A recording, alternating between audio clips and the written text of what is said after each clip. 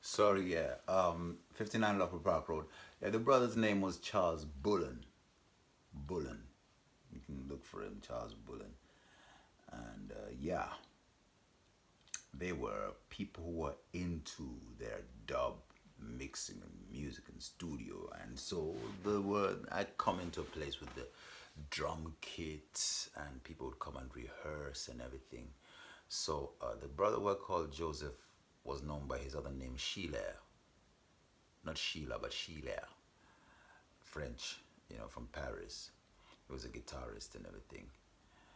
He was a good musician, but not as good as his brother, and he kind of like tried to compensate with personality or being bossy or anything and stuff like that. And at first, I liked him, but in the end, I kind of like felt like I don't like this brother, but yet I was in the house because of him, so it was a strange situation. Um, the first time when I first just come to visit him, it's he we were playing music, but he talked a lot. He just kept talking, and then he was talking about, yeah, but some people they're not real Rasta, they're not real Rasta, they're not serious about Rasta, because when it comes to that, they're not eating ital, they're eating anything. And at the time, at that time, he was eating a bowl of oats with milk, with cow's milk. And I was like, well, if he's talking about ital food, then why is he, because them days I was like, I wouldn't eat stuff that didn't have it, except for my chocolate biscuits. I would eat stuff that had ease in it, additives and stuff like that. But the chocolate biscuits, they were my savior. But till this day, it means a lot to me. Anyway, once in a while, I had some last night too. Anyway, and I was like, why is he talking like that while he's eating the oats with cow's milk? Because we were into soya milk, you know. Okay, but the thing is, he could talk and talk and talk and talk and just made me tired, you know. But he ended up being my savior in the sense of like when that place, when Lyndon, died, the place that I went to stay was 59 Loughborough Park Road. And like I said, I was given Remy's room. I was good, you know. I was right next to the kitchen. And that was the beginning of many adventures.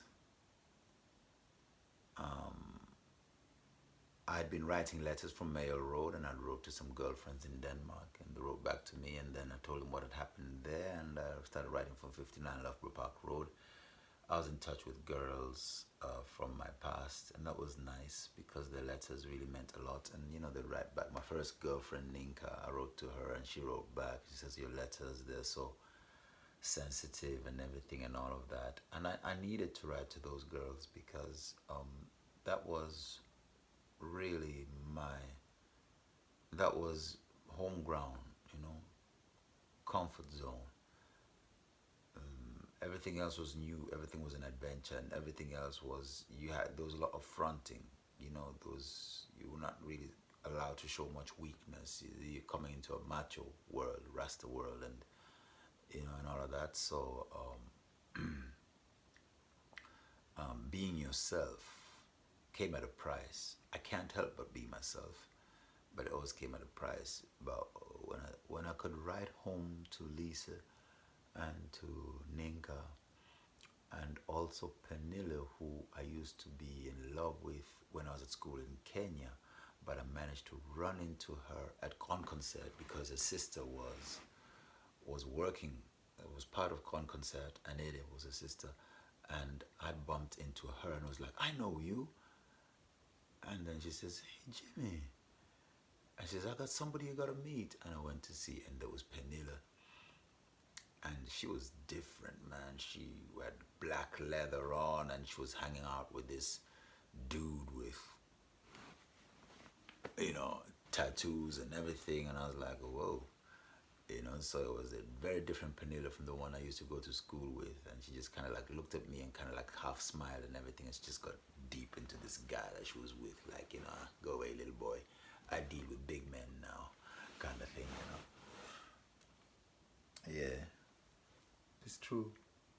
But anyway, I managed to get her address, and I'd be writing to her, and she wrote to me, and she told me about her life and stuff, which of course I will not say on this video, but she was living quite a life at that time. She was living quite a life. She was living the rock and roll life. So she enjoyed our correspondence. And also I was in touch with my school friend Annas Blomqvist, and they came on a school trip to London once, and he came to visit me at my squat, and I met some of his school friends, and that was quite a thing because at the after school in Ulster, he was we're not really close, but he was the hippie. He was the hippie guy, and he's the one who would talk to me if ever I had any conscious talk about Africa. It was with Annas Blomqvist. So it was quite a thing for him to come and see me in London and says, "Oh, Jimmy, so what? You left gymnasium, and what are you doing now?" And okay, so you want to do the reggae thing and you want to do music, and I showed him where I played on the streets and stuff like that, and we went to Covent Garden together. I says, "Is this what you're doing?" So it was a very beautiful experience to be in touch with Denmark while at that house. But I got deeper into my culture. Asha, who had been at the front line as the band before it broke up because Darren was taken off to prison, he came to see me several times at 59 Loughborough Park Road, and he really looked out for me. And I'm very sad that I've never been able to find Asha since those days. But one evening he says to me, "Come." Took me in his car. He used to have a beige Saab. He took me to his house. I met his kids. They made some food for me, and then he just liked me as a singer. He says, "You're a great singer. You're a great singer. You're gonna be big. You're gonna be big like Bob Marley. Really, I can hear it. You really got it." And he was like he was really into Bob, and he was like, "No, you're gonna be big like Bob Marley." And he'd come by the house and would smoke some herb and reasoning and all of that. Now Sheila used to sell herb, right? So one time, I think he left some herb, because I used to always just take a drag or two. One time he left some herb on the kitchen table, right? And I had been rolling spliff for a while. I just saw that stuff there, and it was like enough for a joint, right? And it was just pure herb. And I thought to myself, all right, fine, who does it belong to? Who would leave herb on the kitchen table anyway when there's so many people in and out all the time, and they all love weed, right? So, and I used to organize my life so good, man. My life was I'd go to the Brixton kitchen, not Brixton market, to buy myself proper fish, and then all the vegetables, and I'd cook my fish and everything. So I had cooked my fish and everything, and now I was ready for the spliff. I rolled the spliff, and I smoked it pure. I smoked it pure, dude.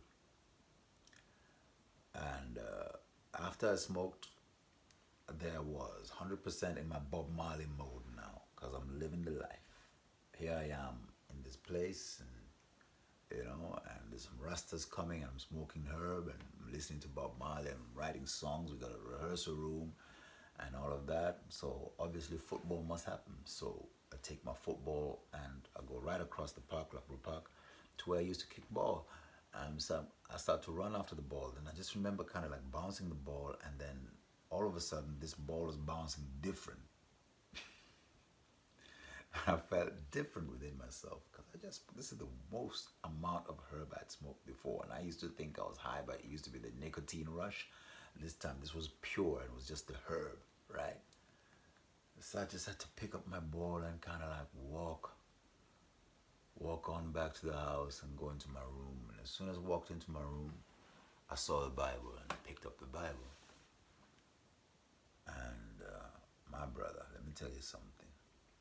something just told me go straight to the book of Revelation. And I went to the book of Revelation and I started reading the book of Revelation, chapter 1, right? I read a couple of lines and the herb set in. My mind just went. And everything that I read, I understood. It's the first time. Remember, this is the book that I used to be so afraid of when I was a Catholic, right? I came to the four horsemen. Bam! All of it made sense. Four horsemen. Everything just made sense. And I stayed there with that book and went through that book until I fell asleep. And one time I remember Asher, his name was Noel, he was sitting there with there used to be a brother called Osman, a serious Rasta man. You know, he wouldn't even eat fish. I just remember that when he made his ital food, he would have a piece of chili and bite off the chili while he was eating. I was like, boy, this man's hardcore, you know. Anyway, so I was there with Noel and some other brethren and some bigger man still, because man just used to come around the place, you know. And I thought I should tell my story. I said, whoa, you know what? The other day I got some herb and I smoked it. And Sheila goes like, oh, so it was you who smoked the herb. I was wondering who took my weed. I was like, oh. Anyway, I was like, no, it was on the kitchen table and whatever. Says, no, man, you can't just take all of, you know, it's like you could have built a spliff. You could have taken a little bit of it and mixed it with tobacco and built a spliff, but you smoked all of it, you know? And I was like, oh, man, I didn't think, I don't know what got into me. I just took it and smoked, but Noel just wants to know what I had to say. And I said, man, you know, I was reading that book and then I saw the horseman and everything, and I was talking really excited. And all the Rastas was just looking at me and says, they just said to me, well, that's what the herb is for.